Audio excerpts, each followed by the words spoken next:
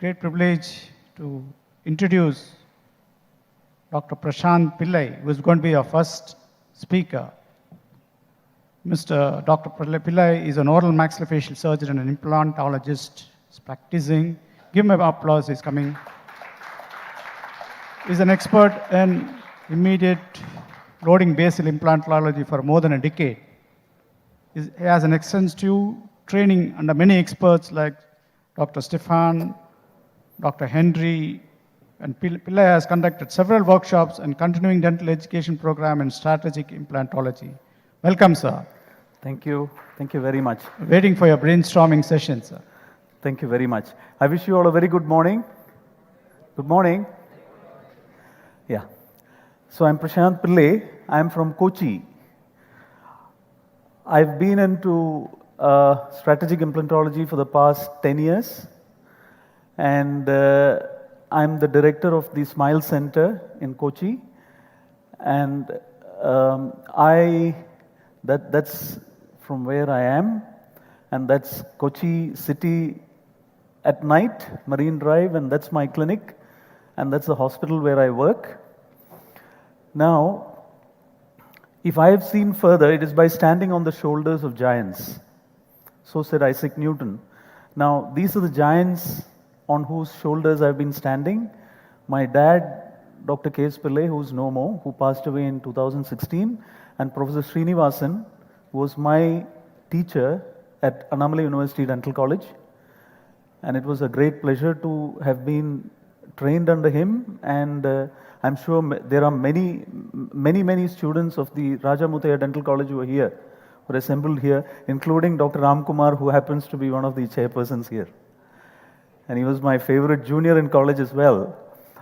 Diagnostic aids cannot be discussed unless we quickly cover the pre-treatment protocols, and therefore this lecture would be a pre-treatment protocols plus diagnostic aids. I thought that's very important. The prognosis of implant procedures depends primarily on the desired prosthetic results. Hence, such rehabilitation procedures require a clear vision of the end results even before the procedures are contemplated. Patients come to us for fixed teeth and not for implants. And if you fail to plan, you plan to fail. That's the story of a plane, a pilot who's taking off, and he should learn to how to land the plane even before he takes off, which is very, very important. So it's extremely important to start and finish the case in a proper way.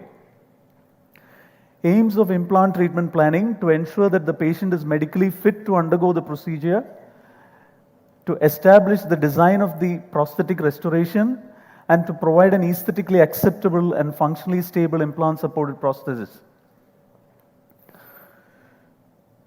Now, the patient preparation prior to implant procedures: you have medical screening, you have to rule out contraindications, you have dental screening, and diagnostic aids. Now, I'm sure most of you are practicing implantologists. All these are nothing but fundamentals, which I'm talking about. There's nothing new which I'm here to impart. It's just a reminder to re-establish the fundamentals so that you don't miss out on any of these while you start treating your patients. So, under the medical screening prior to dental implant procedures is of utmost importance to avoid intraoperative and postoperative complications. So now you have the American Society of Anesthesiologists classification. I'm sure all of you are aware of this. Now, under the ASA 1, 2, and 3,